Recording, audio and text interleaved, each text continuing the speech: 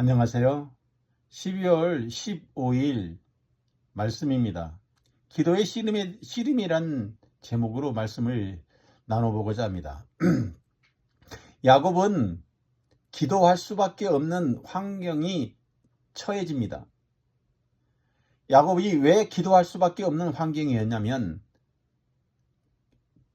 외삼촌네 집에서 살다가 어느 정도 거부가 되고 그래서 고향 땅으로 돌아가고 싶어 합니다. 외삼촌네 집에서 나올 때 외삼촌하고 좋게 작별한 것이 아니라 야반 도주를 합니다. 외삼촌이 화가 나서 쫓아옵니다. 그렇게 가고 있다가 소식이 들려옵니다. 앞에서 형님이 쫓아온다는 것입니다. 왜냐하면 형님하고 헤어질 때 형님의 장자권을 형님을 화나게 해서 살기 위해서 외삼촌네 집으로 도망갔던 것입니다. 진퇴양난에 빠집니다. 기도할 수밖에 없는 환경에 처하고 맙니다.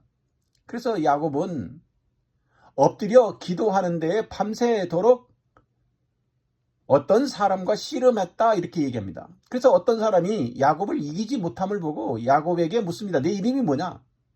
야곱이라고 얘기하죠. 야곱은 이때 자기 이름에 들어있는 그 뜻을 이해하게 됩니다.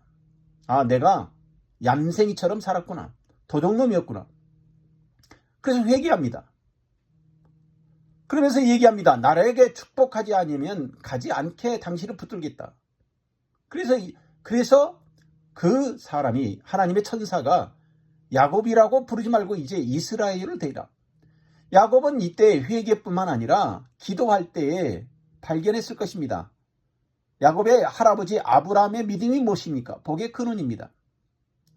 회개뿐만 아니라 현재의 자기를 바라보면서 미래의 소망을 본 것입니다.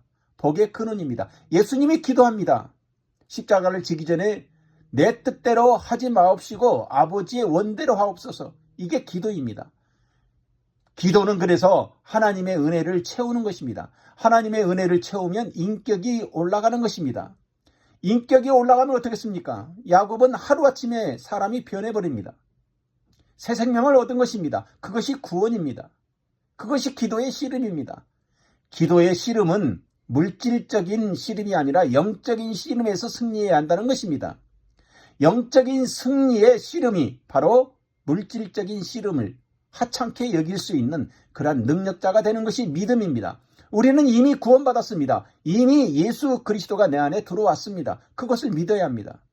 내 노력으로 예수 그리스도의 믿음을 채우는 것이 아니라 예수 그리스도를 믿으면 하나님께서 나에게 은혜를 채워줬다는 거예요. 그게 기도의 씨름입니다. 그래서 기도의 씨름은 간절함으로 하되 오늘 말씀에 전신갑주를 취하게 하시는 하나님. 왜 취하게 하십니까?